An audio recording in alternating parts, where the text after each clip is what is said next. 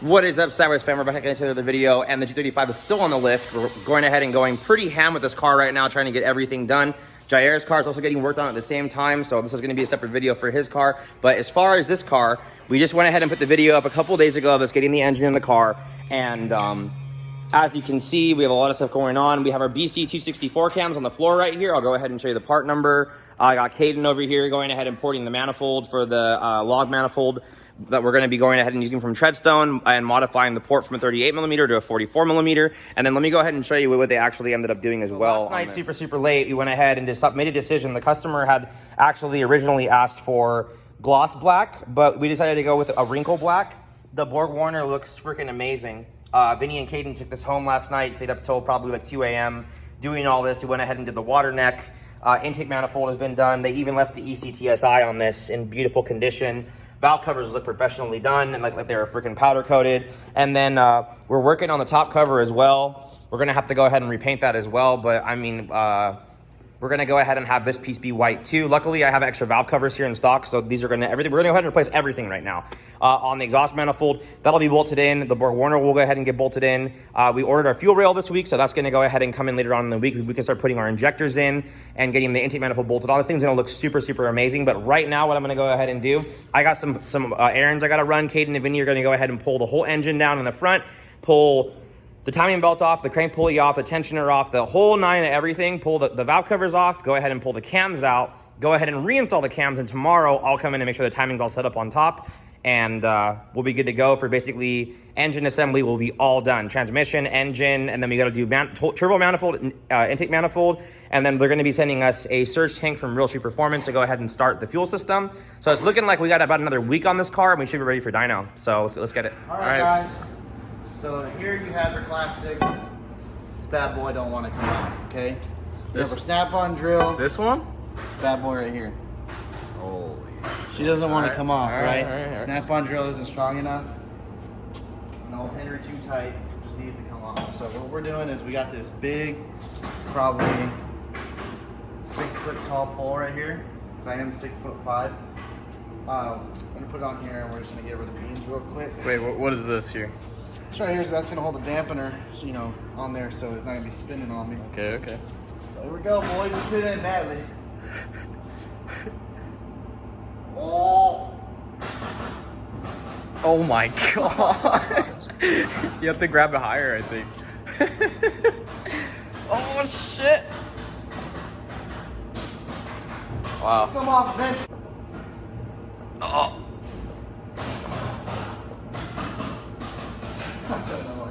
Holy crap. Alright, here's how we solve the problem. Oh! Ah! Ah! Ah! And That's right here. This is how you do that it. right there, how you get her done. Well, sideways performance right here. All you need is a 6 foot pole and you can do what we did. All right, so I went ahead, I took apart the whole front of the motor, as you can see, pulled the dampener off. I took the valve covers off, and now we're replacing the cams with those cams there, which are BC 264s. The part number. There's a part number. Who? Rob. Well, you already know the part number, but yeah, these are 264 cams, and they're going in there. Woo! All right, people, so it is the next day, and I'm back over here, and we have cams installed now, which is super awesome. We still need to go ahead and button that up because they don't know anything beyond just getting the cams installed for timing, so I'm gonna have to put all that together on the floor and all that goodness over there. He went ahead and got the exhaust manifold installed, and we already got the flange welded on that yesterday before we left. We went ahead and had to shave this ridge on the turbo here to clear, and really, if you see, like, we're still touching. So this is gonna vibrate and make a bunch of noise and just completely suck, which is why I'd said not to choose this turbo. It's just way too fucking big for this engine bay. So the engine is completely straight, but I guess what we're gonna have to go ahead and do now is just shift the engine this way ever so slightly to make enough clearance to where maybe we can run like a credit card in between there. And that'll be pretty much it for making the clearance that we need. Even the compressor housing doesn't even fit, it touches. So anybody doing a 350Z or 370Z or any of this, Borg Warner is not the way to go. Sorry guys, like I said, pick a better turbo. We're trying to get all this together so we can get the front end on, and I can start doing intercooler piping and getting the radiator fab all mounted up and everything too. But we're taking a lot of time just getting all this stuff kind of fitted up, which is very annoying. I'm gonna go ahead and show you as well outside a few other things that we got going on. So more damn problems with this damn turbo. The compressor housing is literally hitting right here now. We went ahead and shimmed the engine over, and we have a little bit more room on the rear housing. It's not much, but it's something. So we're gonna go ahead and pull the compressor center cartridge back out and I guess go to town on the shock tower, because there's just kind of no other option. I mean, we could technically come ever so slightly. You can see in the middle right here, we could still kind of come ever so slightly this way, but the mounts aren't allowing us to shim that way. And I don't know what the deal is with that or why it's like that, but that's kind of the issue we're having right now. So we're gonna throw a washer underneath this side of the mount over here, or maybe even at the base of the mount down there, to get this just to clock ever so slightly up,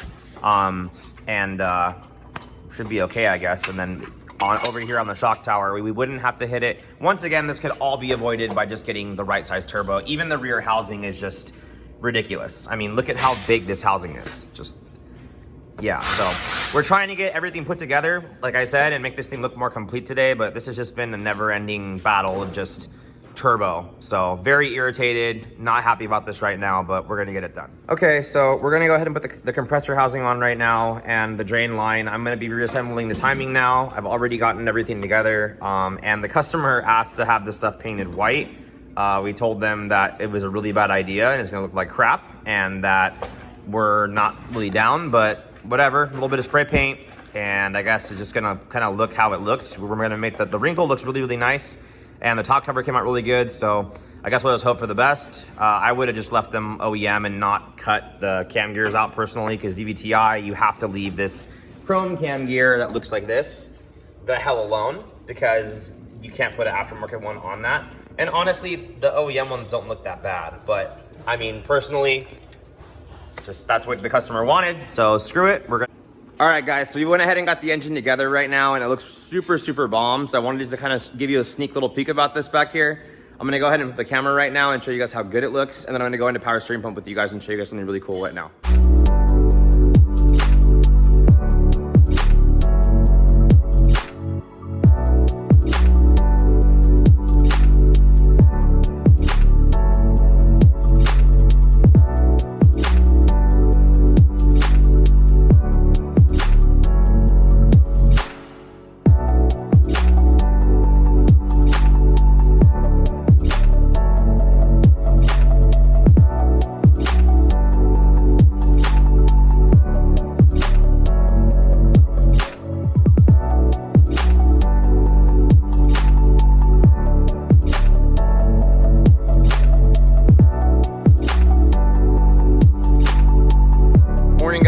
Day. We're back at the shop. It's about 7 o'clock.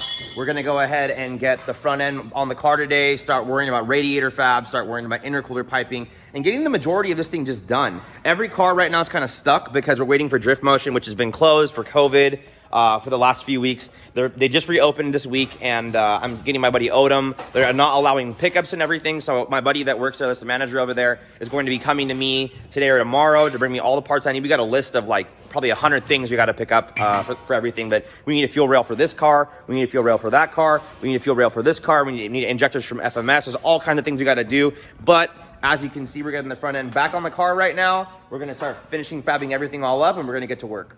I have to say, it's really amazing how the front end goes together and how quickly it goes together on this car. You literally just have 2 centering bolts up top and then a little bumper support bracket on the front, and the whole thing just bolts on. So it doesn't surprise me that they do it in a composite up here, and then all they do is just put these little reinforcement brackets down there. So if you crash, you're not destroying the shock towers. But obviously, I know for a fact these cars are not structurally or integrally like as strong as the cars that have a fixed radiator support. But I mean, it works. These cars aren't very expensive as it is right now, but they used to be pretty decent, but just really cool to kind of get the whole experience with this thing of just seeing everything and how it goes together.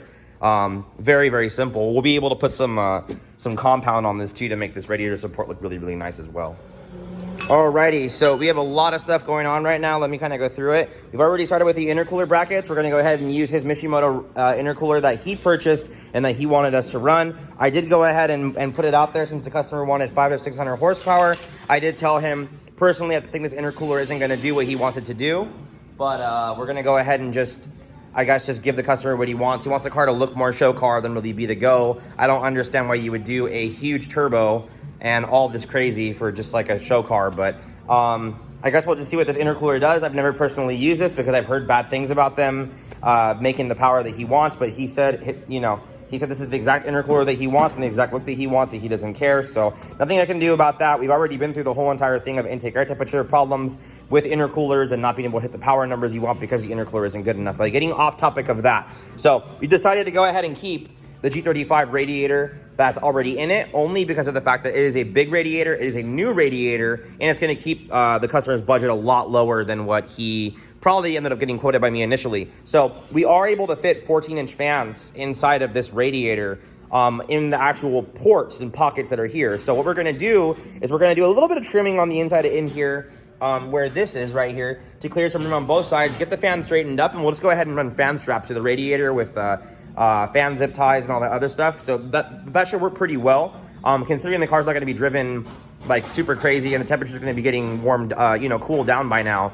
You know, this is going to work perfectly fine for him, especially for the fact too that we don't have very much room in here to run the OEM fans that are over there on the floor. That shroud is actually really thick and not going to be big enough. We did see that Mishimoto does make a aluminum radiator with fans, but even judging by that, we're probably going to be basically touching.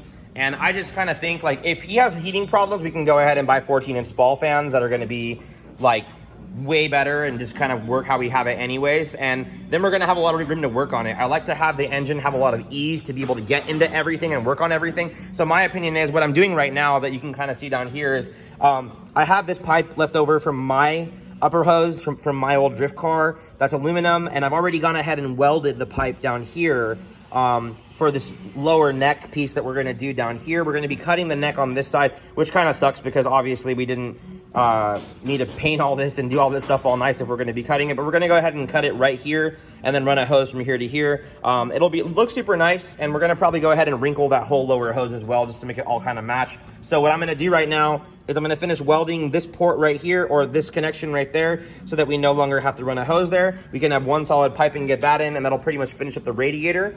Intercooler piping we've already started. I was going to go ahead and come out the turbo, go this way and then go down, but judging by the fact that the headlight kind of sticks through and there's going to be a lot of oscillation and movement in here, I'm assuming that the rim's actually probably very close to the headlight in here to begin with when you're turning full lock. So we're going to do it like a Supra actually. We're going to go straight down, which is really cool because I didn't think we were going to have the room like this. We're going to go straight down, come around the sway bar just like a Mark IV Supra, and then cut it around into a U-bend into the turbo on this side, which we're working on right now. We'll have that done probably in the next hour.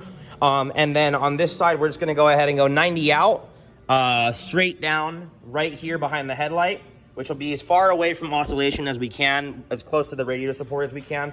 And then we'll just come straight down here and then 90 into the intercooler. So it's going to look really, really nice. Maybe if the customer is willing to pay, since it's going to be more show car quality, we'll charge them to go ahead and do all the intercooler piping and wrinkle black too, and that'll look really, really, really badass.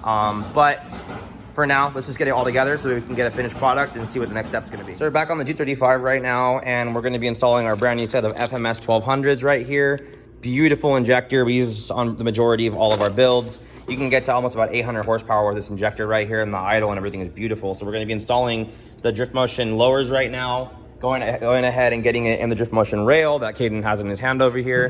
This is the twin turbo rail. You can also see, because they label their rails TT right there on the corner. So this would be for a 2jzgte rail. What up, guys? So it's Memorial Day, Monday. We're back at the shop with the G35. Got a whole bunch of stuff that we've already gone ahead and done and pulled off as well. So let me go ahead and turn the camera and flip for you guys and show you. Got a whole bunch of stuff that we're going and doing right now. So let me go ahead and flip the camera and show you guys what's going on. So that's the whole intercooler kit. We pretty much already pulled that off because we need to do the fans now and cut all the stuff out and get all that working. But I don't know if you guys can see right now, the whole intake manifold is done. The fuel rail is done. My wiring harness is already installed, already ran through the firewall. My grommet that I use for all of our super stuff fit perfectly to cover up the OEM hole. I went ahead and insulated this with some rubber.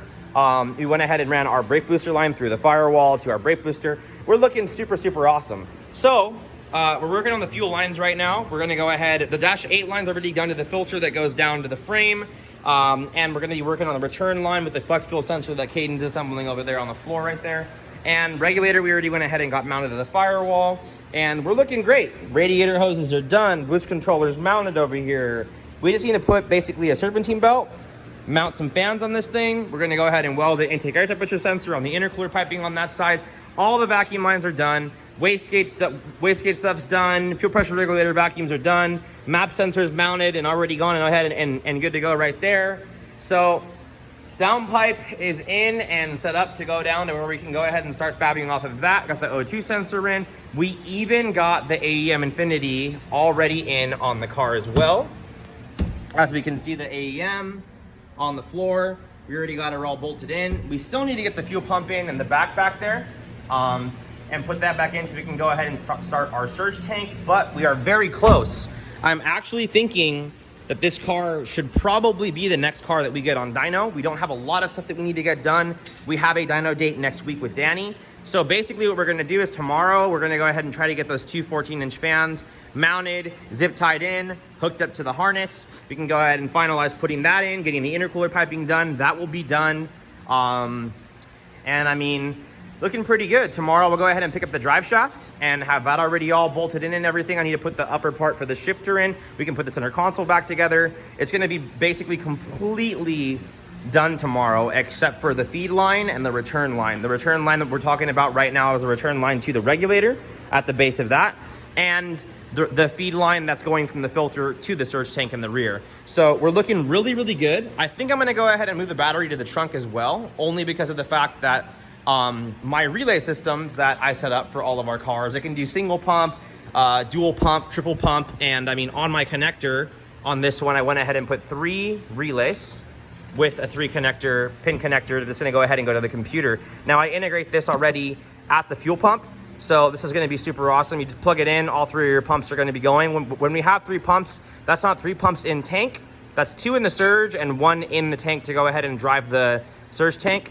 But this is just super awesome, and because of the length of how I leave that, I like to have very short wiring so we don't drop too much voltage and get that done. So I'm very, very happy with how this looks. I think it looks super, super great. Not much more to do on this, guys. So next video, we'll go ahead and have this thing starting up, running, idling, ready to go. We'll put the gear oil in, we'll put the rest of the whole entire car back together. We still need to figure out what we're gonna be doing about the dashboard for display, for CAN system. I don't really know how I wanna go about doing that. There's not a lot of room in the car. So maybe what I'll do is I'll just order one of each gauge from BTI. It's gonna be probably a couple $1,000s to get everything in, but probably a better idea to just go ahead and get it done and have everything that we need here to retrofit it for the customer so the car can go home. Basically, we're gonna have a week, not even a week, but less than a week from tomorrow will be our dyno day. So like I said, guys, next video, this thing will be running and idling and starting. We'll go ahead and finish the exhaust work, a couple other small little odds and ends. And yeah, keep watching, guys. Till next time, peace.